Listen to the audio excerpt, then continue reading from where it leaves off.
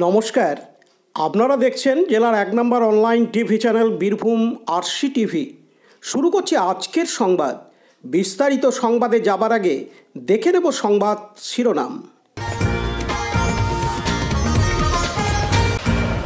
তৃণমূলের গোষ্ঠীদ্বন্দ্বে গ্রেপ্তার দুই, দুবরাজপুর ব্লকের খোয়াজ মোহাম্মদপুর গ্রামে। শান্তিনিকেতন পৌষ মেলা নিয়ে জেলা শাসকের সাংবাদিক বৈঠক।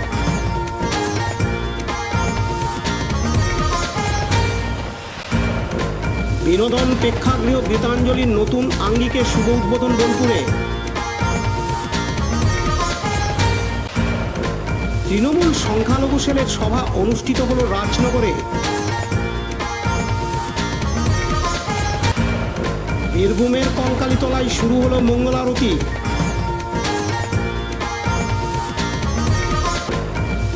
অজয় নদীর চর থেকে উদ্ধার শিবলিঙ্গ।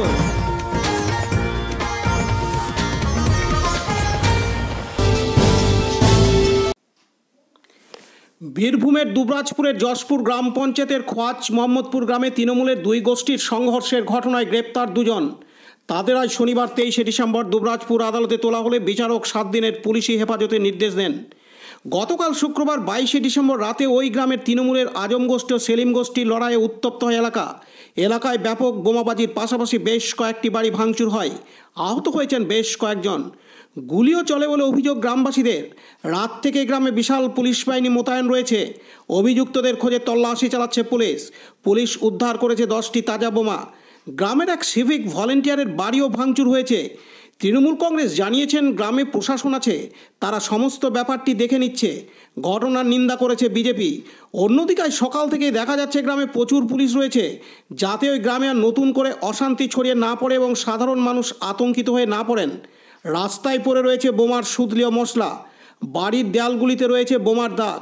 এদিন দুবরাজপুর বিধানসভার বিধায়ক অনুপ কুমার সাহা জানান, দুবরাজপুর বিধানসভার যশপুর অঞ্চলের খোয়াজ মোহাম্মদপুরে গতকালকে যে ধরনের ঘটনা দেখল দুবরাজপুরের মানুষ, আমরা কখনোই এই ধরনের ঘটনা চাই না।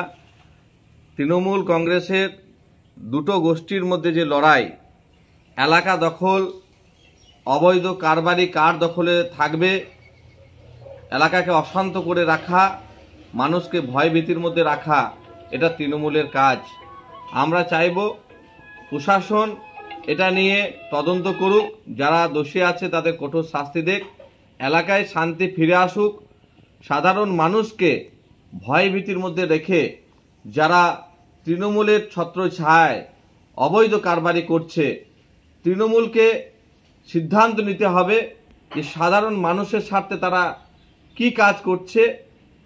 আজকে এই ধরনের যে ঘটনা শুধুমাত্র যশপুর অঞ্চল নয়, বিভিন্ন জায়গাতে এই ঘটনা আমরা দিন প্রতিদিন দেখেছি। যত নির্বাচন কাছাবে এই ঘটনা বাড়বে, কারণ তৃণমূল কংগ্রেসের যে গোষ্ঠীদ্বন্দ্ব সেটা থামবার নয়। কারণ কাজল শেখ, অনুব্রত মণ্ডলের একে অপরের যে গোষ্ঠী, এটা আমরা বারবার দেখেছি। তাদের যে লড়াই, মঞ্চে থেকে তাদের নেতানেত্রীদেরকে নামিয়ে দেওয়া, বিভিন্ন ঘটনা, এতে দুবরাজপুরের মানুষ তিতিবিরক্ত। আমরা চাই এলাকায় শান্তি ফিরুক, প্রশাসন এটার প্রতি নজর রাখুক, দোষীদের শাস্তি দেখ। দেখুন, তৃণমূলের আমলে বোম যে শিল্প তৈরি করেছে, স্বাভাবিক আছে তৃণমূলের নেতৃত্বরা এলাকা দখলকে কেন্দ্র করে গোষ্ঠীদ্বন্দ্ব করবে, বোমবাজি করবে, এলাকায় ভাঙচুর করবে, সন্ত্রাস করবে। এই ঘটনা বিভিন্ন নির্বাচনের সময় দেখেছি, নির্বাচন না থাকলেও সেই সময়তেও এই ঘটনা ঘটছে। অর্থাৎ তৃণমূল কংগ্রেস ক্ষমতার দম্ভে আজকে যে ধরনের কাজ করছে, মানুষ ছুড়ে ফেলবে এই তৃণমূল কংগ্রেসকে। পাশাপাশি জেলা তৃণমূল কংগ্রেসের সহ সভাপতি মলয় মুখার্জি বলেন, গতকালকের যে ঘটনা যশপুর অঞ্চলে ঘটেছে, সেই ঘটনাটা আমাদের কাছে যা খবর আছে, এটি মোটেই রাজনৈতিক কোনো ঝামেলা নয়। তবে হ্যাঁ, ব্যক্তিগত স্বার্থ চরিতার্থ করার জন্য কেউ কোনো সময় রাজনৈতিক দলের আশ্রয় নেয় এবং তারা ওটাকে রাজনৈতিক ঝামেলা বলে চালাবার চেষ্টা করে। কিন্তু প্রশাসন সক্রিয় আছে, প্রশাসন ইতিমধ্যেই সেই এলাকায় পৌঁছে আইন শৃঙ্খলা বজায় রেখেছে এবং মনে হয় আজকের মধ্যেই বেশ কিছু দুষ্কৃতকারী গ্রেপ্তার হবেন এবং তাহলে বোঝা যাবে হোয়াট ইজ হোয়াট। গ্রামের মানুষের কাছে একটা কথাই বলবো যে অন্য কোনো মানুষের প্ররোচনায় বা অন্য কোনো লোকের প্ররোচনায় যারা তারা প্ররোচিত না হয়ে এমন কোনো কাজ করেন যাতে গ্রামে অশান্তি সৃষ্টি হয় এবং মানুষের সাধারণ যে উন্নয়ন সেই উন্নয়নের কাজ যেন স্তব্ধ কোনোভাবেই না হয়। লালটু মুখার্জির রিপোর্ট, বীরভূম RCTV, দুবরাজপুর। এখন বিজ্ঞাপন বিরতি, ফিরে আসছি বিরতির পর। সব থেকে ভালো চিকিৎসা সবচেয়ে কম খরচে, সবচেয়ে কম খরচে। সব থেকে ভালো চিকিৎসা সবচেয়ে কম খরচে, সবচেয়ে কম খরচে। বিশ্বমানের স্বাস্থ্য পরিষেবা মিলবে দিনে রাতে, বিশ্বমানের স্বাস্থ্য পরিষেবা মিলবে দিনে রাতে। মণি মহেশ হসপিটাল, মণি মহেশ হসপিটাল, মণি মহেশ হসপিটাল, মণি মহেশ হসপিটাল। মণি মহেশ হসপিটাল, দুবরাজপুর, বীরভূম।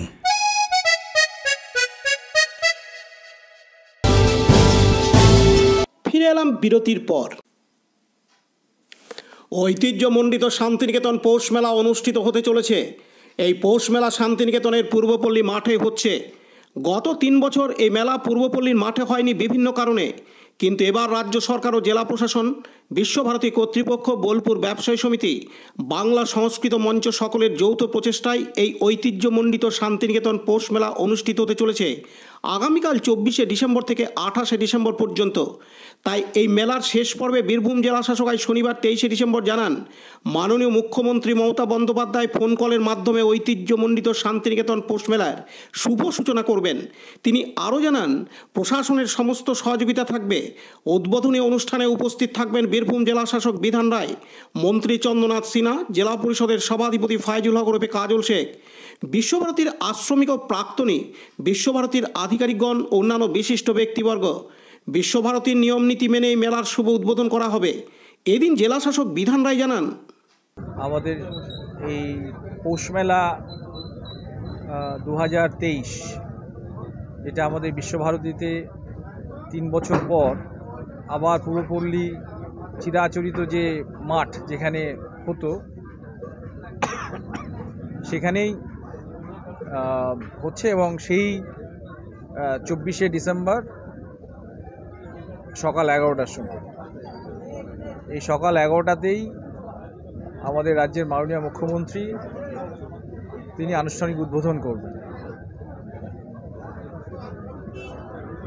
উনি আমাদের দূরভাষের মাধ্যমে অর্থাৎ ফোনের মাধ্যমে মেলার সর্বাঙ্গীন সাফল্য কামনা করবেন, মেলার উদ্বোধন করবেন, সর্বাঙ্গীন সাফল্য কামনা করবেন এবং শুভেচ্ছা বার্তা দেবেন। মেলা যাতে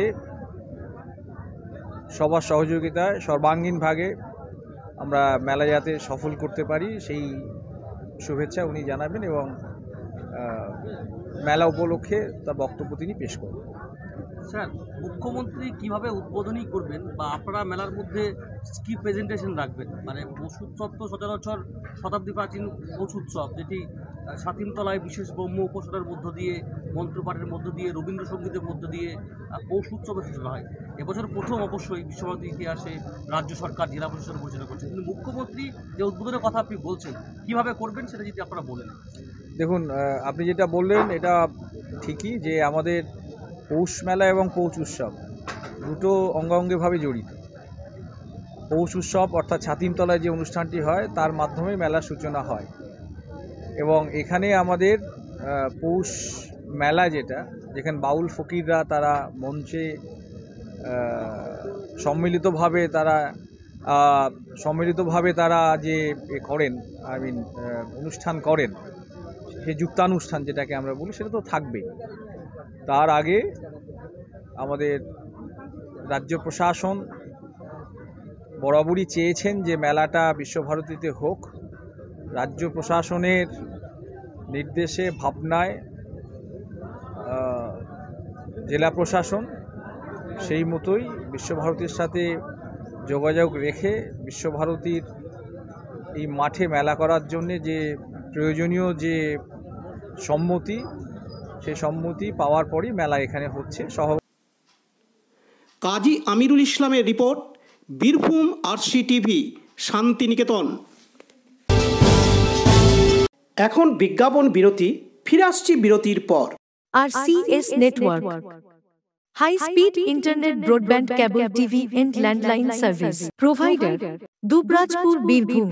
আমাদের এখানে পাবেন BSNL, RailTel, city alliance and Jio ফাইবারের internet, cable TV and landline টেলিফোনের কানেকশন নিতে যোগাযোগ করুন। দুবরাজপুর 034622962777 7449000072 9732202011 8207037404। সিউড়ি 034622999995 9647669665 7063544520। ফিরে এলাম বিরতির পর। বোলপুর তথা বীরভূমের একমাত্র বিনোদন প্রেক্ষাগৃহ গীতাঞ্জলি। এই গীতাঞ্জলি প্রেক্ষাগৃহ প্রায় 1 বছর বন্ধ ছিল রক্ষণাবেক্ষণের জন্য। শান্তিনিকেতন পৌষ মেলার আগেই গীতাঞ্জলি প্রেক্ষাগৃহ সর্বসাধারণের জন্য খুলে দেওয়া হলো। তাই বোলপুরবাসী তথা বীরভূমের মানুষের জন্য একটি সুখবর। এই গীতাঞ্জলি প্রেক্ষাগৃহটি শান্তিনিকেতন শ্রীনিকেতন উন্নয়ন পর্ষদের পক্ষ থেকে কয়েক কোটি টাকা ব্যয় করে নতুনভাবে তৈরি করা হয়। নতুন সাজে সজ্জিত করা হয় এই গীতাঞ্জলি প্রেক্ষাগৃহকে, যাতে সাধারণ মানুষ প্রেক্ষাগৃহে বসে সিনেমা বা বিনোদন অনুষ্ঠান উপভোগ করতে পারেন।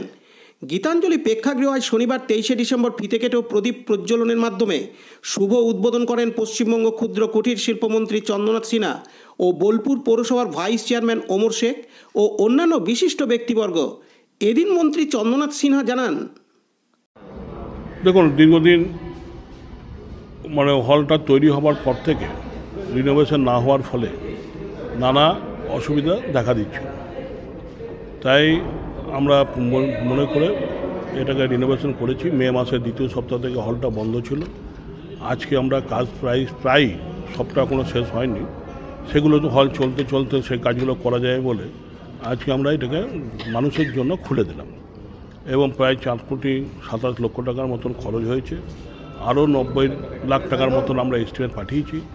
সেগুলো আমাদের হল চলতে চলতে সেই কাজগুলো করা যাবে।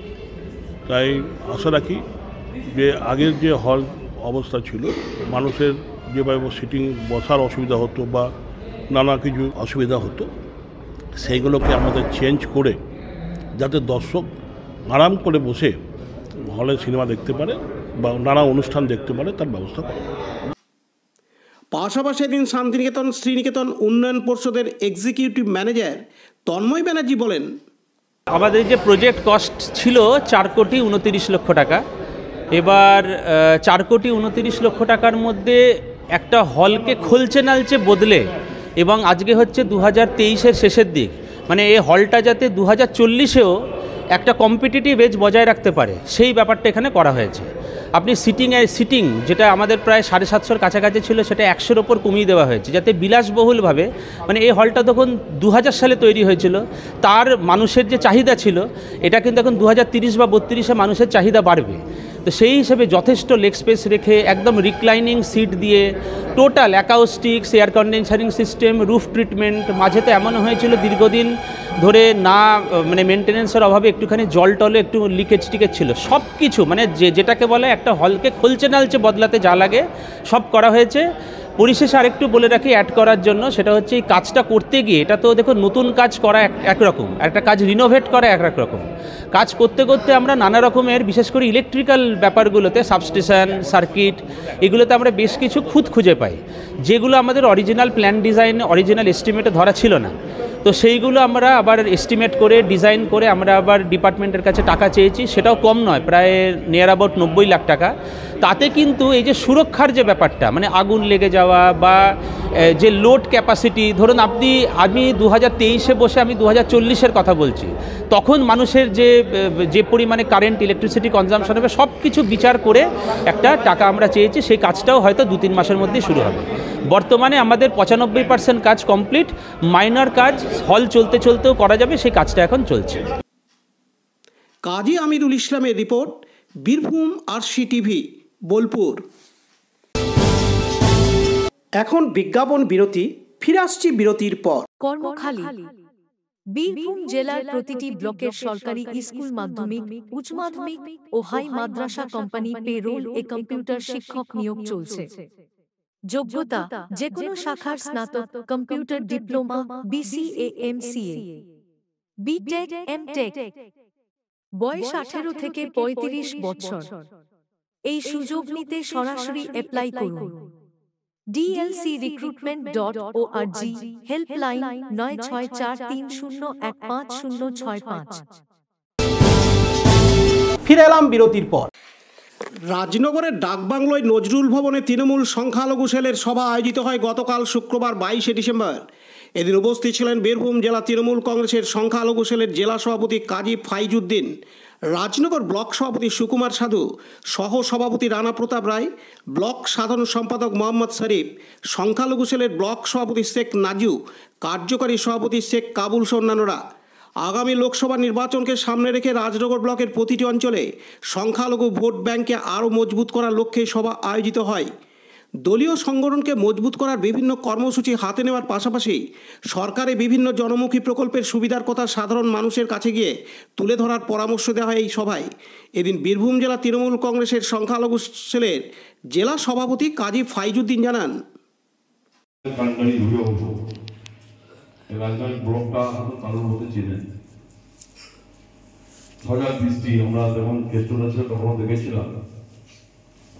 জেলা মিটিংয়ে বা মিটিংয়ের পরে রাজনগর ব্লকের উন্নয়নের যদি কথা হতো, সুকুমার দাস ঝাঁপিয়ে পড়তো যে দাদা এটা আমাকে দিতে হবে, সে লাইট হোক, রাস্তা হোক, ড্রেন হোক, বিল্ডিং হোক। খান আরশাদের report, Birbhum RC TV, Rajnagar. এখন বিজ্ঞাপন বিরতি, ফিরে আসছি বিরতির পর। আপনার কি দিন দিন ওজন বাড়ছে? ফ্যাট বা ভুঁড়ির সমস্যা? কিছুতেই ওজন কমাতে পারছেন না? আর দেরি না করে বাড়িতে থেকেই সঠিক ডায়েট চার্টের মাধ্যমে লাইফস্টাইল চেঞ্জ করে ওজন বা ফ্যাট কমাতে শুরু করুন। 30 days money back guarantee. 30 days money back guarantee. প্রয়োজনে ওজন বাড়াতে পারবেন। 30 days money back guarantee. 30 days money back guarantee. যোগাযোগ করুন কবিগুরু ওয়েলনেস সেন্টার, টাইগার ক্লাবের সন্নিকটে, চুরিপাড়া, শিউরি, বীরভূম। মোবাইল নম্বর 9153121371, 8900251912। ফিরে এলাম বিরতির পর। সতীপীঠ 51 পীঠের মধ্যে বীরভূম জেলায় রয়েছে 5টি পীঠ, তার মধ্যে অন্যতম কঙ্কালীতলা। সেখানে গতকাল শুক্রবার 22শে ডিসেম্বর থেকে শুরু হয়েছে বেনারসের আদলে কোপাই নদীর উত্তর দিকে সন্ধ্যা আরতি। প্রত্যহ সন্ধ্যায় চলে এই আরতি। 5 জন পুরোহিত মিলে এই সন্ধ্যা আরতি শুরু করা হয়েছে। কঙ্কালীতলা মন্দিরের গর্ভগৃহের পাশেই রয়েছে একটি কুণ্ড। কথিত আছে সেই কুণ্ড সরাসরি কাশীর মণিকর্ণিকা ঘাটের সঙ্গে যুক্ত রয়েছে। বেনারসের পর কলকাতা বাবুঘাটে আরতির আয়োজন করা হয়। এরপর কঙ্কালীতলায় এদিন থেকে শুরু হয় এই সন্ধ্যা আরতি। এদিন উপস্থিত ছিলেন জেলা পরিষদের সভাধিপতি ফাইজুল হক ওরফে কাজল শেখ সহ নানুরের বিধায়ক বিধানচন্দ্র মাঝি ও অন্যান্যরা।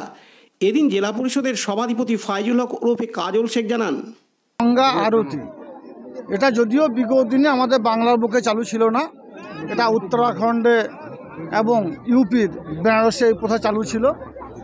যুগ যুগ ধরে হিন্দু ধর্মের বিশ্বাসী ভাইয়েরা, মায়েরা, বোনা, দাদারা এই ধরনের আরতির ব্যবস্থা গঙ্গায় করে থাকেন। লক্ষ লক্ষ মানুষের সমাগম সেখানে হয়। সোনার বাংলা মুখ্যমন্ত্রী মমতা বন্দ্যোপাধ্যায় তিনি এটা গিয়েছিলেন এবং দেখেছেন, দেখে উপলব্ধি করেছেন আমার বাংলাতেও এই ধরনের প্রথা রীতিরেওয়াজ চালু করার প্রয়োজন আছে। তাই তিনি বাবুঘাটে এর আয়োজন করেছেন কিছুদিন আগে। সেই সোনার বাংলার মুখ্যমন্ত্রীর হাত ধরেই বাংলায় এটা চালু হয়েছে গঙ্গা আরতি ব্যবস্থা। আমাদের এখানে আমার এখানকার সুবুদ্ধি সম্পন্ন মানুষ, আমার ভাতৃপ্রতম প্রতি মামন, টিম মামন এখানে এটা আয়োজন করেছে। এখানে আমাদের বিধায়ক থেকে শুরু করে আমাদের ব্লক প্রেসিডেন্ট শুরু করে তৃণমূল কংগ্রেসের সমস্ত ব্যক্তিরা এবং এরিয়া যত মহারাজ ছিল সকলে আজ মিলিত হয়ে মামনকে উদ্বুদ্ধ করেছে এবং আজ থেকে এটা চালু হলো, আগামী দিনেও এটা চলবে। কাজী আমিরুল ইসলামের রিপোর্ট, বীরভূম RCTV, বোলপুর। এখন বিজ্ঞাপন বিরতি, ফিরে আসছি বিরতির পর। জ্যোতিষ তন্ত্র যন্ত্র ও রত্নে অশুভ গ্রহের স্থায়ী প্রতিকার করা হয়। জ্যোতিষ ও বাস্তু সম্রাট শ্রী শিবশঙ্কর। জীবনে যে কোনো সমস্যা যেমন মাঙ্গলিক দোষ, কালসর্প দোষ, গুরুচণ্ডাল দোষ, বাস্তু দোষ, দৈন্য যোগ, দাম্পত্য কলহ, সন্তান, শনি সাড়েসাতি সহ বিভিন্ন জটিল সমস্যার সমাধান করা হয়। এছাড়া পড়াশোনায় বাধা, চাকুরিও বাধা, বিবাহে সমস্যা, ব্যবসায় ক্ষতি প্রভৃতি সমস্যার গ্যারান্টি সহকারে প্রতিকার করা হয়। কুষ্ঠি, ঠিকুজি ও বিবাহের জটক বিচার করা হয়। চেম্বার দুবরাজপুর, ওয়ার্ড নম্বর 6, মা আনন্দময়ী মন্দিরের পাশে, বীরভূম। বুকিং এর জন্য ফোন করুন 7908384147। ফিরে এলাম বিরতির পর। আজ শনিবার 23শে ডিসেম্বর, একাদশী ব্রত পালনের দিন। এদিন বীরভূম জেলার কাকরতলা থানার শিরা গ্রামের বাসিন্দা বিশিষ্ট লীলা কীর্তন গায়ক সুদীপ ভট্টাচার্য আজ একাদশী ব্রত পালনের দিন অজয় নদীর জলে পুণ্য স্নান করতে যান। অজয় নদীর জলে নামার কয়েক ফুট আগে লক্ষ্য করেন একটি পাথর রয়েছে। পাথরটির সামনে যেতে উৎসুক হয়ে দেখতে গিয়ে নজরে পড়ে ঠিক মাটির উপরে 1 ফুটের মতো একটি শিবলিঙ্গ রয়েছে। চটজলতি স্নান সেরে ভক্তি সহকারে মাথায় করে শিবলিঙ্গটি গ্রামের দক্ষিণ প্রান্তে মনসা মন্দির সন্নিকট বটগাছ ও অশ্বত্থ গাছের নিচে থাকা শনি মহারাজের পাশেই শিবলিঙ্গটি সযত্নে রাখেন। একাদশী দিন শিবলিঙ্গটি পেয়ে নিজেকে ভাগ্যবান বলে মনে করছেন কীর্তনিয়া সুদীপ ভট্টাচার্য। এদিন কীর্তনিয়া সুদীপ ভট্টাচার্য জানান, আজ একাদশীর পূর্ণ লগ্নে অজয় নদে স্নান করতে যাই এবং নেমেই জলের কিছুটা কয়েক ফুট দূরে হঠাৎ একটা পাথর মনে হচ্ছে চোখে পড়লো। সেখানে যেতেই দেখলাম যে একটা মাটির উপরে যেন একটা শিবলিঙ্গ বসে আছে।